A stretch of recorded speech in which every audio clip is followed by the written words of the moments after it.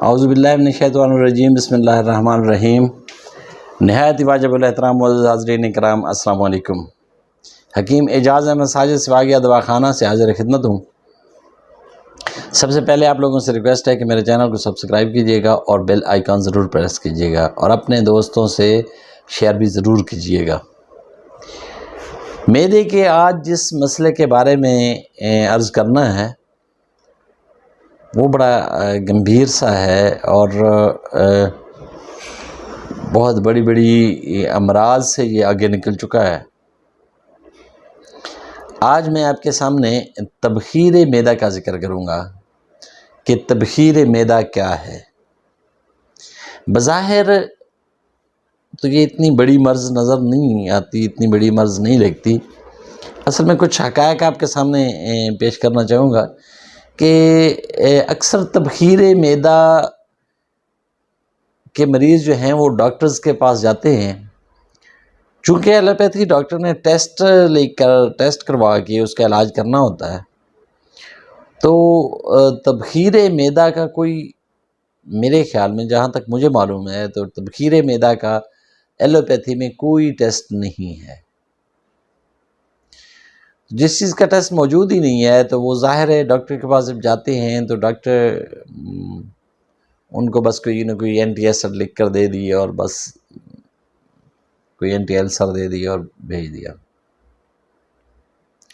کچھ عرصہ ڈاکٹرز کے پاس وہ جاتے رہتے ہیں اور ڈاکٹر کہتا ہے یار بس آپ کو وہم ہو گیا، آپ بالکل ٹھیک ہو، آپ کو کوئی مسئلہ نہیں ہے۔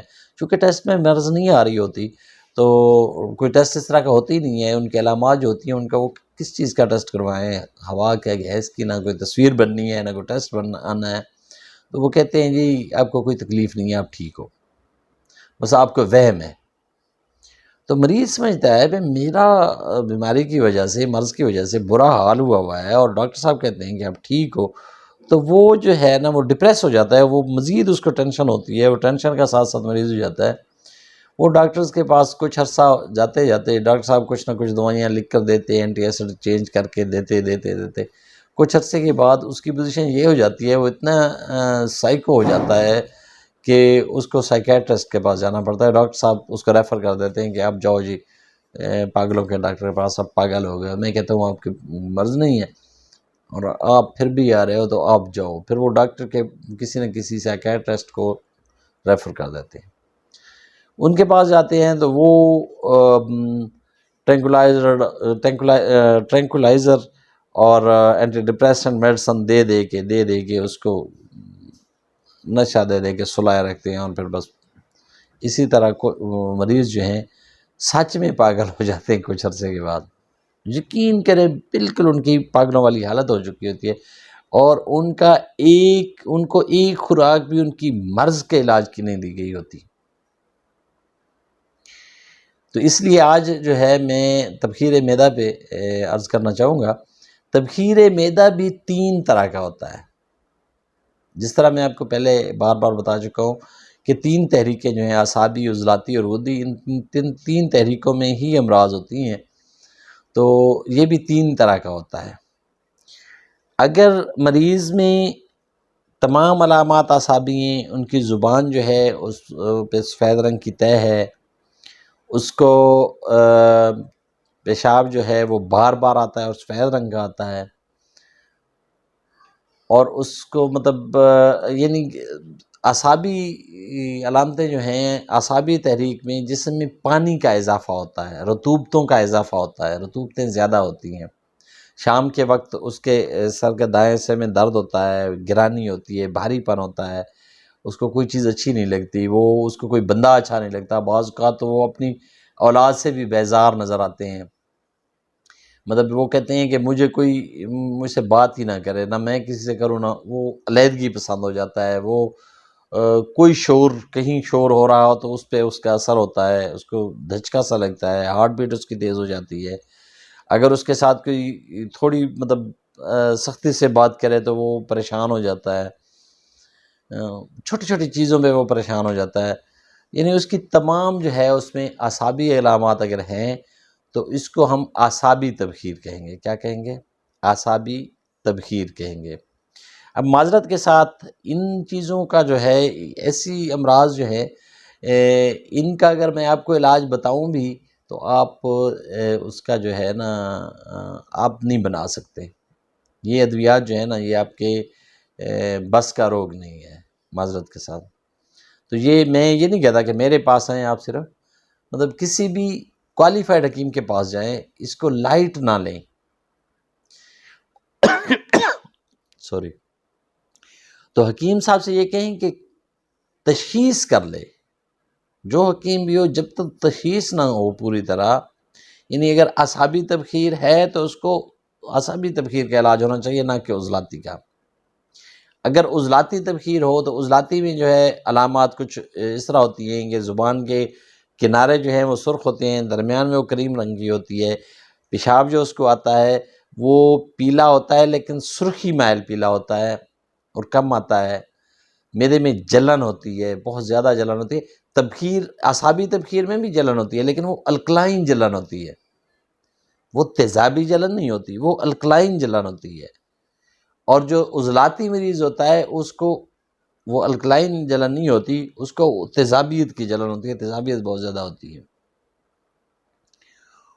اور اس کو مطلب اس کی اور علامات اسی طرح خشکی والی ہوتی ہیں. نبض جو ہے یا بالکل اوپر اوپر ہوگی. عضلاتی نبضیں جو ہیں وہ دو ہوتی ہیں، جو اوپر بالکل اوپر ٹچ کرنے سے آتی ہے وہ ہوتی ہے عضلاتی اعصابی.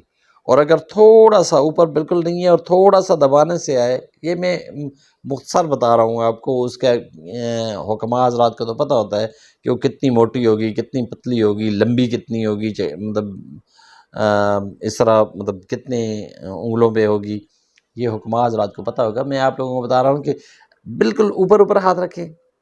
اگر بالکل اوپر آتی ہے تو یہ ہے عضلاتی اعصابی. تھوڑا سا دبانے سے، بالکل مطلب ٹچ کیا ہے اور تھوڑا سا دبایا ہے اور وہاں نبض ہے، تو وہ جو ہے وہ عضلاتی غدی ہے. یعنی یہ دونوں اوپر والی جو نبضیں ہوتی ہیں یہ عضلاتی ہوتی ہیں. تو اگر عضلاتی تبخیر ہے تو اس کا علاج جو ہے عضلاتی تبخیر کا ہو، نہ کہ اعصابی کا. کیونکہ اگر اعصابی کا دیں گے تو اعصابی تبخیر میں ہمیں عضلاتی دوائیاں دینی ہوتی ہیں، اور اعصابی تبخیر والا علاج کریں گے تو عضلاتی تبخیر مزید مسائل کریٹ کرے گی، مزید بڑھے گی، ان کی علامات مزید بڑھیں گی، مریض جو ہے پہلے سے زیادہ خراب ہو جائے گا. اور اسی طرح اگر غدی تبخیر ہے تو زبان بالکل سرخ ہوگی، بالکل سرخ، اور زبان بالکل سرخ ہوگی. پیشاب جو ہوگا وہ زرد رنگ کا پیلا آئے گا، یعنی زردی مائل پیلا آئے گا. آنکھیں جو ہیں یہ اس طرح کر کے دیکھیں گے تو آنکھیں جو ہیں بالکل پیلی پیلی نظر آئیں گی. یعنی غدی علامات میں پہلے آپ کو بتا چکا ہوں. تو اس میں اگر غدی علامات ہیں تو وہ، اور غدی تحریک نبض جو ہوتی ہے وہ پہلی دو جو ہے بالکل اوپر کرتے ہیں، نہیں ہے. اس کے نیچے جو ہے وہ بھی نہیں، وہ عضلاتی غدی ہے. اس کے نیچے جو ہے وہ نیچے ہوگی، یعنی درمیان والی جو نبضیں ہوتی ہیں وہ غدی عضلاتی اور غدی اعصابی ہوتی ہیں. تو اس طرح اگر غدی تحریک والی تبخیر ہے تو اس کا علاج جو ہے ہم اعصابی دیتے ہیں. رطوبتوں کا اضافہ کرنا ہوتا ہے، اعصاب میں تحریک پیدا کرنی ہوتی ہے. اگر ہم اعصاب میں تحریک، یعنی غدی تبخیر میں ہم ٹھنڈی اشیاء دیں گے، اور عضلاتی تبخیر میں ہم گرم اشیاء دیں گے، اور اعصابی تبخیر میں ہم عضلاتی ادویات یعنی ترشی والی ادویات دیں گے. تو اس طرح تبخیر کا علاج ہوگا. اگر تبخیر کے مسئلے سے آپ دوچار ہیں، تبخیر کی مرض میں مبتلا ہے، تو پلیز اس کو لائٹ نہ لیں اور کسی کوالیفائڈ حکیم کے پاس جائیں. انشاءاللہ اگلی ویڈیو میں ملاقات ہوگی. ملتے ہیں اگلی ویڈیو میں. السلام علیکم.